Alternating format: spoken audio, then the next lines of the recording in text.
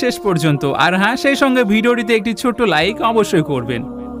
এক ব্যক্তি একবার হযরত আলী রাদিয়াল্লাহু তাআলা আনহুর দরবারে হাজির হলো আর দুই হাতকে একত্রিত করে খুবই আদবের সাথে বলতে লাগলো, হে হযরত আলী, কোনো মানুষ সময়ের আগে এটি কিভাবে বুঝতে পারবে যে তার ভালো সময় শুরু হতে চলেছে? মানে ভালো সময় শুরু হওয়ার আগে মানুষের কাছে কোন কোন নিশানাগুলি প্রকাশ পায়? বাস শুধুমাত্র এতটুকু শোনারই ছিল। তখন হযরত আলী রাদিয়াল্লাহু তাআলা আনহু ইরশাদ করলেন, হে ব্যক্তি, আল্লাহ তাআলা মানুষের সময় পরিবর্তন করার প্রথমে ভালো সময়ের দিকে নিয়ে যাওয়ার আগে নিজের বান্দার সামনে এই 5টি নিশানা প্রকাশ করে থাকেন, আর যেগুলিকে দেখে মানুষকে খুব সহজেই বুঝে নেওয়া প্রয়োজন যে খুব তাড়াতাড়ি তার সময় পরিবর্তন হতে চলেছে, মানে তার ভালো সময় শুরু হতে চলেছে। তখন সেই ব্যক্তি বলতে লাগলো, হে হযরত আলী, তাহলে সেই 5 নিশানা কোনগুলো যেগুলো মানুষের কাছে ভালো সময় আসার আগে প্রকাশ পায়? তো এর উপরে হযরত আলী রাদিয়াল্লাহু তাআলা আনহু ইরশাদ করলেন, হে ব্যক্তি, মনে রাখবে সেই 5 নিশানার মধ্যে একটি নিশানা হলো ফজরের ওয়াক্তে চোখ খুলে যাওয়া। হযরত আলী রাদিয়াল্লাহু তাআলা আনহু ইরশাদ করলেন, এই ব্যক্তি মনে রাখবে যখন মানুষের চোখ ফজরের সময় খুলতে শুরু করবে আর তার হৃদয়ে যখন আল্লাহ তাআলার ইবাদতের জন্য শখ জন্ম নেবে, অথবা সেই মানুষটি এমনটি অনুভব করতে পারে যে আল্লাহ তাকে কোনো অন্য রাস্তা দিয়ে নিয়ে যাচ্ছেন, তাহলে এমন মানুষদের এটি বুঝে নেওয়া প্রয়োজন যে তাদের ভাগ্যের দরজা খুলতে লেগেছে, তার সময় পরিবর্তন হতে লেগেছে, আর খুব তাড়াতাড়ি তার কাছে আল্লাহর পক্ষ থেকে কামিয়াবি এবং নতুন রাস্তার সন্ধানও আসবে। কেননা আমি আল্লাহ রাসূল সাল্লাল্লাহু আলাইহি ওয়াসাল্লামের কাছ থেকে শুনেছি, ফজরের সময় ওঠা ব্যক্তিদেরকে আল্লাহ তাআলা নিজেই সাহায্য করে থাকেন। এই জন্য যদি আপনার চোখ ফজরের সময় খুলতে শুরু করে আর আপনার হৃদয়েও আল্লাহর ইবাদত করার জন্য শখ জন্ম নেয়, তাহলে আপনি খুব তাড়াতাড়ি এটি বুঝে যাবেন যে আপনার সময় পরিবর্তন হতে চলেছে। নাম্বার 2, যে ব্যক্তি দিনকে বুঝতে শুরু করবে। হযরত আলী রাদিয়াল্লাহু তাআলা আনহু ইরশাদ করলেন, আল্লাহ তাআলা যে ব্যক্তিকে দিনের বুঝ দান করেন তখন তাকে নিজের মেহবুব বানিয়ে নেন।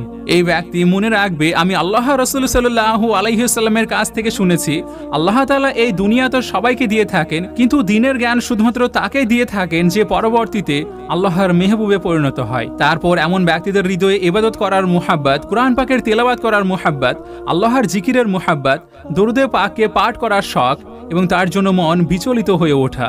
এই ব্যক্তির সবসময় এটি মনে রাখবে, এটি সেই সমস্ত জিনিসেরই নিশানা। আর এমন মানুষদের সময় খুব তাড়াতাড়ি পরিবর্তন হতে লাগে আর তাদের ভালো সময় খুব তাড়াতাড়ি শুরু হতে লাগে। নাম্বার 3, যে ব্যক্তি পরীক্ষার সময়ে সবর মানে ধৈর্য ধারণ করতে শুরু করে।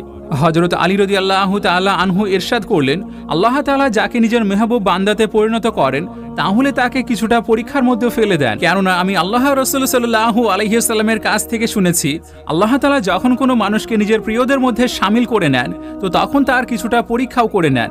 মানে আল্লাহ তাআলা এটি দেখতে চান যে এই বান্দা আমার সিদ্ধান্তের উপর রাজি আছে কি নেই। মনে রাখবে, যে ব্যক্তি আল্লাহর সিদ্ধান্তের উপর রাজি হয়ে যায় তাহলে আল্লাহ তাআলা সেই ব্যক্তিকে দুনিয়াতেও রাজি করে নেন এবং কাল আখিরাতেও তাকে রাজি করিয়ে থাকবেন। কিন্তু যারা এমন সময়ে শয়তানের কথাতে পড়ে যায় আর ভাবতে শুরু করে যে আমাদের সাথে এগুলো কি হয়ে যাচ্ছে, আমরা তো নামাজ পড়ি, আল্লাহর ইবাদত করে থাকি, কিন্তু তবুও কেন আমাদের কাছে দুঃখ আসে, অভাব নেমে আসছে। আর বেশিরভাগ মানুষ দুঃখ এবং মুসিবতে এমনটাই ভেবে থাকে, কেননা এটি মানুষের চারিত্রিক বৈশিষ্ট্য। সেই জন্য একজন মানুষকে এমনটি কখনোই ভাবার প্রয়োজন নয়, সবসময় আল্লাহর সিদ্ধান্তের উপরেই খুশি থাকার প্রয়োজন। একবার হযরতে বিলাল হাবশী রাদিয়াল্লাহু তাআলা আনহুকে কেউ জিজ্ঞেস করলো, হে বিলাল, আপনি তো অনেক তাওহীদের কথা বলে থাকেন, তাহলে আপনাকে এত খারাপভাবে মারপিট করা হলো কেন? তো এই কথার উত্তরে হযরত বিলাল রাদিয়াল্লাহু তাআলা আনহু ইরশাদ করলেন, এই ব্যক্তি, যখন তুমি বাজারে কোনো বাসনপত্রকে কেনার জন্য যাও তো সেই বাসনকে কেনার আগে সেটিকে বাজিয়ে বাজিয়ে দেখে নাও যে সেটি কেমন।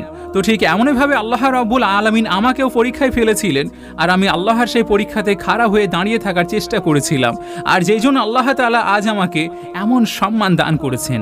আপনাদেরকে জানিয়ে রাখি যে বেলাল হাবশী রাদিয়াল্লাহু তাআলা আনহু হলেন সেই সাহাবী যিনি আল্লাহর প্রিয় রাসূল সাল্লাল্লাহু আলাইহি ওয়াসাল্লাম যখন মিরাজ সফরে গিয়েছিলেন তো তখন হুজুর সাল্লাল্লাহু আলাইহি ওয়াসাল্লামের আগে আগে কারোর পায়ের আওয়াজ শুনতে পাওয়া যাচ্ছিল।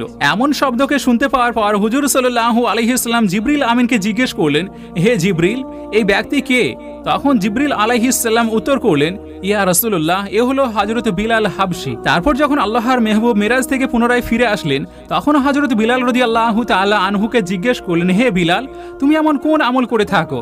তখন বিলাল রাদিয়াল্লাহু তাআলা আনহু বললেন, ইয়া রাসূলুল্লাহ সাল্লাল্লাহু আলাইহি ওয়াসাল্লাম, আপনিই তো আমাকে জানিয়েছিলেন। হুজুর বললেন, কি জানিয়েছিলাম?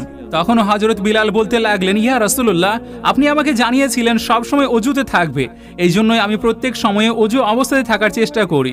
আর যখন আমার অজু ছুটে যায় তখন আমি সঙ্গে সঙ্গে নতুন অজু করে নিই আর তারপর 2 রাকাত নফলও পড়ে নিই। আর এটি কারণ যে বিলাল হাবশী চলাফেরা তো জমিনের উপরে করে থাকে, কিন্তু তার পায়ের আওয়াজ জান্নাত পর্যন্ত শোনা যায়। সেই জন্য এই ব্যক্তি মনে রাখবে, পরীক্ষাও আল্লাহ তাআলার সঙ্গে মোহাব্বত এবং সফলতার নিশানা।